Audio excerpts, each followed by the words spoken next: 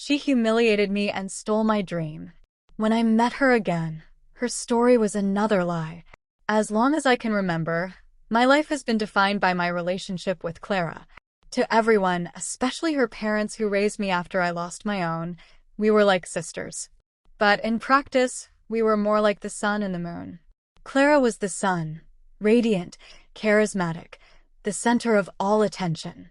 I was the moon, existing to reflect her, always in her shadow. Her parents, my aunt and uncle, adored her with a blind devotion, satisfying her every whim, while I learned from an early age that my needs and dreams were secondary. I was the practical friend, the hardworking one, the one who made sure everything worked behind the scenes so that Clara could shine, and for a long time I accepted that role. Our friendship evolved into a business partnership when we had an idea for a small graphic design agency. I was the creative force, the one who spent sleepless nights developing projects and visual identities. Clara was the face of the company, the charming salesperson who enchanted clients and closed deals. The combination worked. In 2 years, our small agency, Solaris Creations, became a respected name in the city. We were making money, receiving awards, and I naively believed we were building a future together as equals. It was at this peak that Heitor entered our lives. He was an investor, an older man with an easy smile and the promise of taking our company to the next level. Clara was instantly fascinated by him, by his luxurious lifestyle and his talk of global expansion. I, on the other hand, felt a chill the first time I shook his hand. There was something in his eyes that was hungry, predatory. Clara began to spend more time with Heitor than at the agency. Her conversations changed. Suddenly, our little success was no longer enough. She talked about scaling, optimizing, and maximizing shareholder value, terms that Heitor had inserted into her vocabulary. He convinced her that to truly grow, we needed a major capital injection, and he was willing to invest, but on one condition. He wanted a majority stake. I was completely against it. I argued that it would mean losing control of the company we built with our own sweat. "Sophia, you need to think bigger," she told me, repeating Heitor's mantra. "You're stuck in this small-time mentality." I trust Heitor. He's going to make us rich. The pressure was immense. Not just from Clara, but from her parents, who accused me of being ungrateful and jealous of Clara's impending success. Tired of being the villain, and with the promise that a new contract would protect my position as co-founder and creative director, I gave in. It was the biggest mistake of my life. A few weeks after signing, the change was subtle but brutal. I was excluded from strategic meetings. My ideas were dismissed as not commercial enough. Heitor hired a new management team that answered only to him and Clara. I was systematically isolated within my own company. The final blow came 3 months later. I was called into a meeting and informed that my position was being restructured and that the company no longer required my services.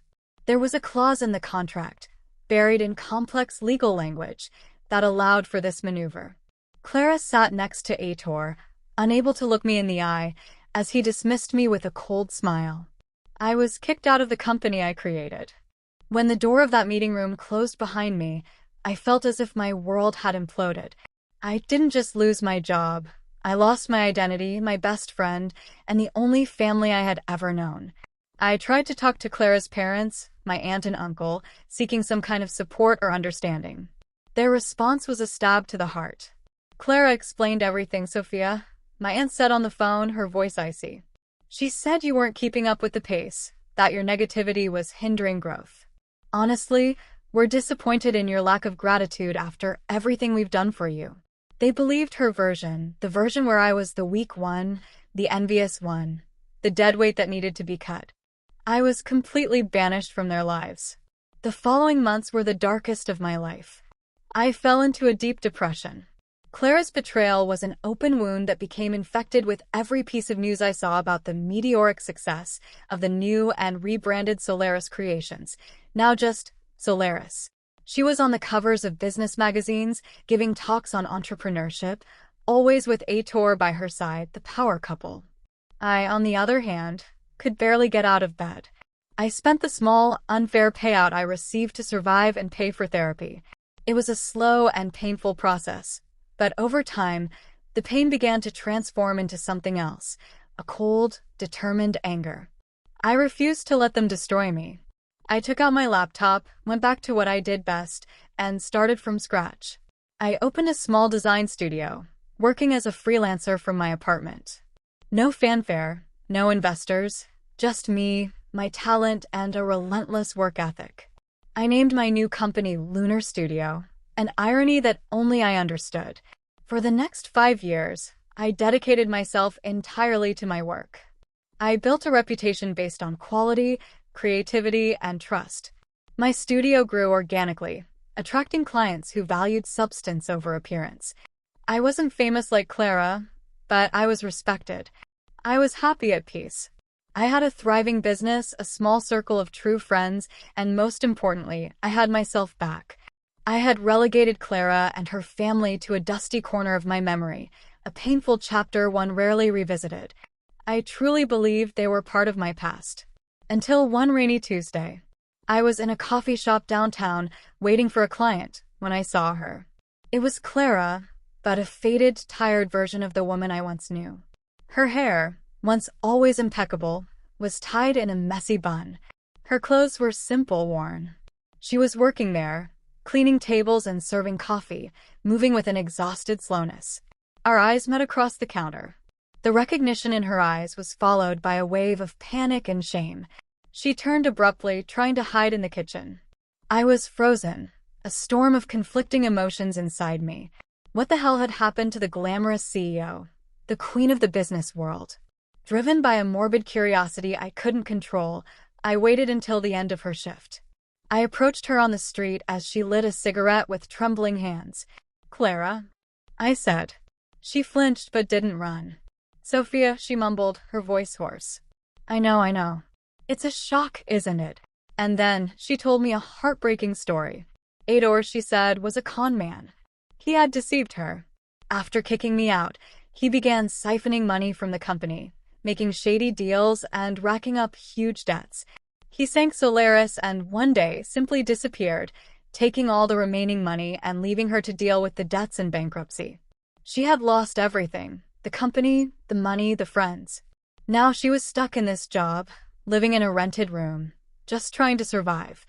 As she spoke, with tears streaming down her tired face, a part of me felt a pang of pity. Despite everything, this was the girl I grew up with. But another part, the cynical and wounded part, remained skeptical. The story was too convenient, too melodramatic. "I know I don't deserve it," she concluded, looking at me with pleading eyes. "But, Sophia, I'm desperate. Could you help me? A job, a loan, anything to get back on my feet." I stood there on the damp sidewalk, completely conflicted. Helping her seemed, in a way, like the right thing to do, an act of compassion. But the memory of the betrayal was like an alarm blaring in my head. I told her I needed to think about it and walked away, her request echoing in my mind. That night, I couldn't sleep. The image of Clara, so broken and different from the triumphant figure that had haunted me for years, wouldn't leave my head. But my suspicion was stronger. I decided that before I made any decision, I needed to know the truth. The next day, I started making some calls. The first was to a former designer from Solaris, a talented girl I had hired myself and who was one of the few who sent me a message of support when I was fired. She had left the company shortly before its final collapse. "Sophia, what a surprise," she said. "I'm so glad to hear you're doing well. What happened there? It was a nightmare." I told her about my encounter with Clara and the story she had told me. There was a silence on the line, followed by a dry, joyless laugh. "A con man? Sophia, please." Ator was a scoundrel, yes, but Clara was no innocent victim. She was his partner in everything. What she told me next was shocking. My ousting had been part of the plan from the very beginning. Clara and Ator's goal was never to build the company for the long term. The plan was to get me out, artificially inflate the value of Solaris with fake contracts and fraudulent projections, sell it for a fortune to a larger investment group, and then disappear with the money. They were the con artists. But they got too greedy. Apparently, a more attentive tax auditor discovered the irregularities before they could close the sale. A federal investigation was launched. Ator, being more experienced in fraud, managed to sense the net closing in. He cleared out what accounts he could, threw all the blame on Clara, who as CEO had signed most of the fraudulent documents, and disappeared from the country. Clara wasn't deceived.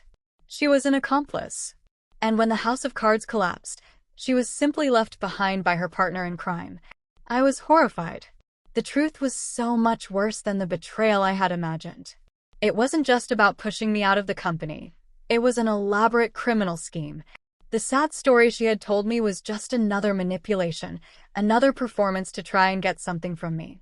With this new information burning inside me, I felt a clarity I hadn't had in years.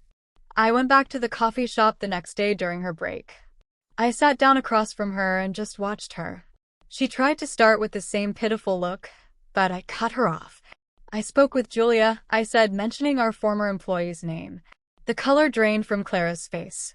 I know everything, Clara. About the plan, the fraud, the investigation. I know Ador didn't trick you. You were partners. The performance was over. The victim's face dissolved, replaced by a mask of fury and resentment. She doesn't know anything. Clara spat, her voice low and venomous. That girl was an ungrateful traitor. No, Clara. She just told the truth. Something you seem incapable of doing, I retorted, the calmness in my voice disarming her more than any shout could. You didn't come here for help, did you? You came here with another story, another lie, thinking I was the same naive Sophia as always. You thought you could use me again. She stood up abruptly, knocking over her chair. You were always jealous of me, she screamed, drawing the attention of everyone in the coffee shop. Always in my shadow, bitter. You loved seeing me like this, didn't you? You came here just to gloat. No, Clara, I said, standing up as well, my voice firm. I came here thinking that maybe there was a chance for redemption for you. But I was wrong. You haven't changed at all. You're not sorry for what you did. You're just angry that you got caught and that your plan failed. I turned and walked away, leaving her there, in the middle of her own chaos. I didn't feel hatred or even satisfaction. I felt a profound relief, the feeling of closing the final page of a very long and painful book. I had finally seen the real Clara, and I knew, without a shadow of a doubt, that the best and only thing to do was to walk away forever. I never saw her again. I heard through rumors that she ended up in more legal trouble and moved far away. I never reached out to her parents, my aunt and uncle. The wound they left has scarred over, but the mark remains, a constant reminder that sometimes the family that hurts us the most deeply is the one that was supposed to love us unconditionally. This whole experience was a tortuous journey, an emotional roller coaster, but in the end, it taught me the most valuable lesson of all. I learned to trust my instincts. I learned to recognize my own strength and worth, regardless of validation from others. And, most importantly, I learned to be the protagonist of my own story, no longer the supporting character in someone else's. Today, my lunar studio is a success. Not a flashy, empty success like Solaris, but a real success, built on honesty and passion. I found my own light, and it doesn't depend on any sun to shine. Whatever happens, I will never again allow the shadows of the past to dictate my future. And as for Clara, she is no longer a ghostly presence in my life. She is just a distant memory. The proof that sometimes the greatest revenge isn't watching someone else fall, but having the strength to stand up and walk forward, stronger than before.